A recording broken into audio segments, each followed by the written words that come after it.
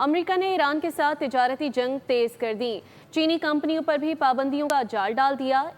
ایران کی crypto currency پر قدغن لگائی۔ چین کی شپنگ کمپنیوں کو بھی پابند کر دیا۔ ایران پر امریکہ نے تجارتی شکنجہ کس دیا۔ چین کو بھی لپیٹ میں لے لیا۔ چین کے بڑی آئل ریفائنریوں 40 شپنگ کمپنیوں پر پابندیاں عائد کر دیں۔ ایران کے کرپٹو اکاؤنٹس منجمد کر دیے۔ امریکی محکمہ خارجہ کے مطابق چین کی ایک بڑی آئل ریفائنری سمیت 40 شپنگ کمپنیوں اور آئل ٹینکرز پر پابندی لگا دی ہے۔ غیر ملکی میڈیا کے مطابق یہ اقدام ایران کی آمدنی کے سب سے بڑے ذریعے تیل کو عالمی منڈی سے باہر کرنے کی وسیع مہم کا حصہ ہے۔ ایران پر مالی دباؤ بڑھانے کے لیے اس کے 34 کروڑ 40 لاکھ ڈالرز کے کرپٹو کرنسی اکاؤنٹس منجمد کر دیے گئے ہیں۔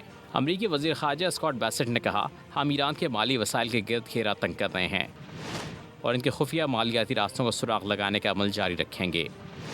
ایرانی پارلیمنٹ کے اسپیکر باقر غالیباف نے ان پابندیوں کے جواب میں امریکی مالیاتی نظام کی کمزوریوں کو نشانہ بنایا۔ غالیباف کا کہنا ہے ڈالر سویپ اور دیگر مالیاتی اقدامات دراصل امریکی اثاثوں کے بے ہنگم فروخت کو روکنے کی ایک ناکام کوشش ہے۔